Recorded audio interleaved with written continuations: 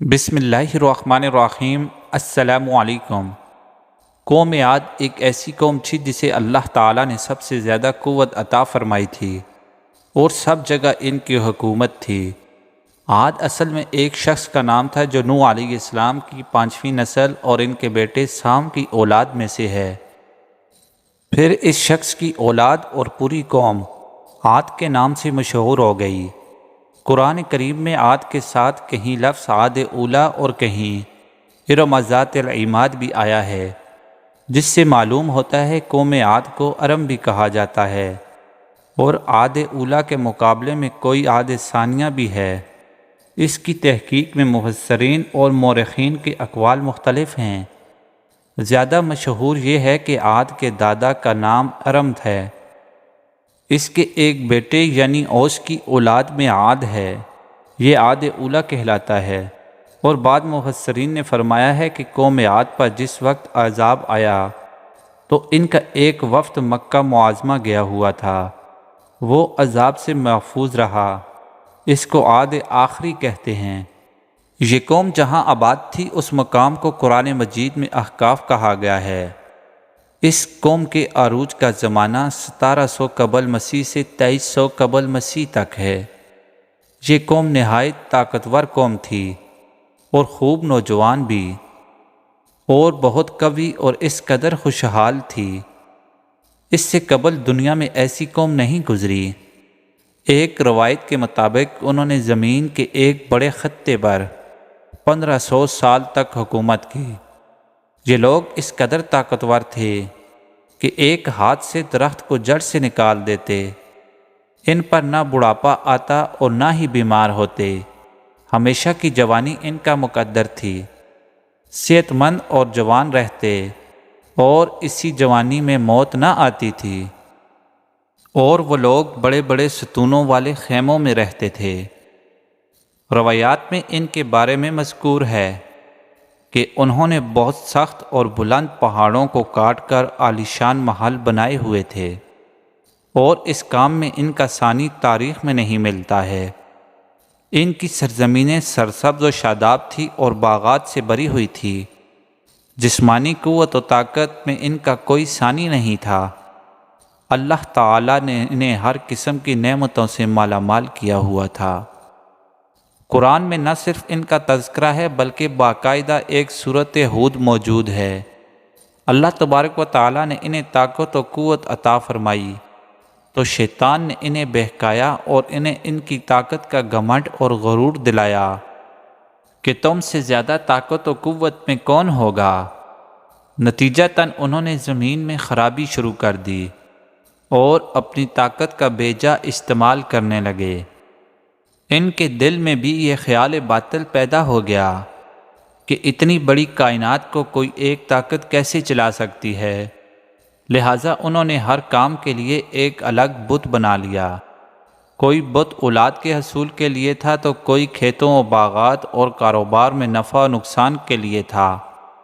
بارش کے لیے الگ خدا تھا تو دشمنوں پر فتح کے لیے الگ۔ اسی طرح انہوں نے بے شمار خدا بنائے ہوئے تھے۔ چنانچہ اللہ تعالیٰ نے قوم عاد کی رہبری اور رہنمائی کے لیے ان کی قوم میں سے حضرت ہود علیہ السلام کو پیغمبر بنا کر بھیجا۔ ارشاد باری ہے، ترجمہ: اور قوم عاد کی طرف ان میں سے ہود کو بھیجا، انہوں نے کہا، اے قوم، اللہ ہی کی عبادت کرو، اس کے سوا کوئی معبود نہیں، کیا تم ڈرتے نہیں؟ انہوں نے قوم عاد کو اللہ کی طرف بلایا اور راہ حق کی دعوت دی تو قوم عاد جو اپنی قوت و طاقت پر مغرور تھی، وہ کہنے لگے کہ تم ہمیں احمق معلوم ہوتے ہو۔ تم کہتے ہو کہ اتنی بڑی کائنات کو چلانے والا صرف ایک اللہ وحدہ لا شریک ہے، ہمیں تمہاری باتیں جھوٹ لگتی ہیں۔ حضرت ہود علیہ السلام نے انہیں سمجھاتے ہوئے کہا کہ مجھ میں کوئی حماقت نہیں ہے، بلکہ احمق تو تم ہو جو اس بات پر غور نہیں کرتے کہ جس اللہ نے تمہیں اس قدر قوت و طاقت عطا کی ہے وہ خود اپنی ذات میں کس قدر طاقتوں کا مالک ہوگا۔ میں تو اس کی طرف سے بھیجا گیا ایک پیغمبر ہوں اور میں خود اس کے آگے اختیار نہیں رکھتا۔ میں تو تمہیں بس وہی بتاتا ہوں جو مجھے وحی کی جاتی ہے۔ میں تو بس اس کا پیغام پہنچانے آیا ہوں، یعنی میں خود سے کوئی من گھڑت قصہ نہیں تمہیں سنا رہا، بلکہ وہی بتا رہا ہوں جو مجھے حکم ہوتا ہے۔ انہوں نے کہا، ہود ہم کیسے مان لیں کہ تم نبی ہو، جب کہ تم وہی کھاتے ہو جو ہم کھاتے ہیں اور وہی پانی پیتے ہو جو ہم پیتے ہیں، جب ہمارے تمہارے بیچ کسی چیز کا فرق نہیں ہے تو پھر تم پیغمبر کیسے ہو گئے؟ اور پھر تم یہ نہیں دیکھتے کہ ہم طاقت میں کس قدر ہیں، اور ہم میں سے ایک ایک آدمی کا قد 60 ہاتھ ہے۔ ایسے میں کون سی طاقت ہے جو ہم سے ٹکر لے گی اور ہمیں زیر کرے گی؟ اے ہود، تم احمق ہو جو ہمیں ڈراتے ہو، جب کہ ہم دیکھتے ہیں کہ ہمارے مقابلے کی طاقت کسی میں نہیں ہے۔ حضرت ہود علیہ السلام نے فرمایا، اگر تم اللہ کی عبادت کرو کہ جس نے تمہیں یہ سب عطا کیا ہے، تو وہ تم پر اور بھی احسان فرمائے گا اور تمہیں مزید کثرت سے نوازے گا، اور اگر تم نہ سمجھے تو تم پر اللہ کا عذاب نازل ہوگا، اور بے شک وہ بہت برا ہوگا۔ انہوں نے کہا، اے ہود، تو ہمیں کس سے ڈراتا ہے، وہ جو نظر ہی نہیں آتا؟ کہاں ہے تیرا خدا؟ ہمیں بھی دکھا تاکہ ہم بھی دیکھیں وہ کس قدر طاقتور ہے اور کیسے ہمارا مقابلہ کر سکتا ہے۔ حضرت ہود علیہ السلام نے فرمایا، میں اللہ کے سوا کسی سے نہیں ڈرتا، اور نہ مجھے تمہارے ان جھوٹے خداؤں کا ڈر ہے، اور میں بیزار ہوں ان سے جن کی تم اللہ کے سوا عبادت کرتے ہو۔ میرے لیے تو بس میرا اللہ ہی کافی ہے۔ حضرت ہود علیہ السلام نے کہا کہ ٹھیک ہے، میں اپنا سمجھانے والا فرض پورا کر چکا اور جس کا مجھے حکم تھا، اب تمہارا معاملہ رب کے پاس ہے، وہی جانے تمہارے ساتھ کیا ہوگا۔ انہوں نے کہا، اے ہود، باتیں نہ بناؤ، اور جس عذاب کے ہم سے وعدے کرتے رہے ہو سامنے لاؤ، ہم بھی دیکھیں ہمیں کون اکھاڑ سکتا ہے۔ تب حضرت ہود علیہ السلام نے جواب دیا کہ اب طے ہو گیا کہ تم پر عذاب الہی نازل ہو۔ تب اللہ تعالیٰ نے قوم عاد پر بارش کو روک دیا اور قحط نازل فرمایا، ان کی زمینیں بنجر ہو گئیں، باغات اجڑ گئے، املاک تباہ ہو گئیں۔ روایات میں تذکرہ ہے کہ قحط کی مدت جب 7 سال ہوئی تو وہ لوگ حضرت ہود علیہ السلام کے پاس آئے، جو اس سارے وقت میں قوم کو سمجھانے کا فریضہ سر انجام دیتے رہے، اور جب وہ اپنے خداؤں سے مایوس ہو گئے تو حضرت ہود علیہ السلام سے دعا کی اپیل کی، تو آپ نے کہا کہ تم لوگ ابھی بھی اللہ سے ڈر جاؤ تو وہ تم پر اپنی رحمت کی بارش کے دہانے کھول دے گا۔ قوم عاد نے کہا کہ پہلے بارش ہو، تب ہم مانیں گے کہ تم اور تمہارا رب سچے ہو، اور وہ ہرگز ماننے والے نہ تھے، بس مکر کر رہے تھے، اور اللہ ان کے مکر کو خوب جانتا تھا۔ تب حضرت ہود نے فرمایا کہ یہ بستی گناہ گاروں سے بری ہے، ہمیں کہیں اور جا کے دعا کرنی ہوگی، اور کچھ لوگوں کا وفد لے کر بیت اللہ کے مقام پر جا کر دعا فرمائی۔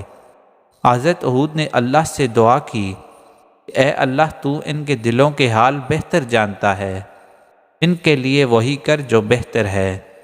تب آسمان سے 3 بادل نمودار ہوئے، جن میں سے ایک سرخ، ایک سفید اور ایک سیاہ تھا۔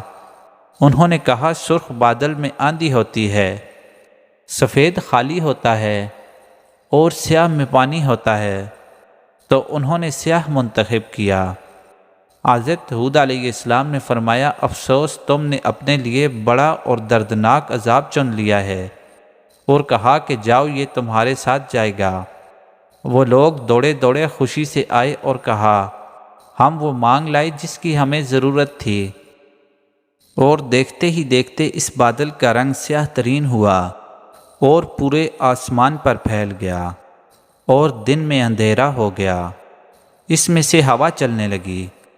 جب وہ ہوا تیز ہونے لگی تو انہوں نے بچاؤ کی تدبیر کی۔ جتنے مرد تھے انہوں نے اپنے پاؤں گھٹنوں تک زمین میں دسا لیے، اور ایک دوسرے کے ہاتھ میں ہاتھ ڈال کر مضبوطی سے بیٹھے رہے، اور درمیان میں بچوں اور عورتوں کو رکھا، اور کہا کہ اب دیکھتے ہیں کون ہمیں ہٹاتا ہے۔ 3 طرف تو پہاڑ ہیں، اور ایک طرف ہم لوگ ہیں جو ان پہاڑوں جتنی بڑی طاقت ہیں۔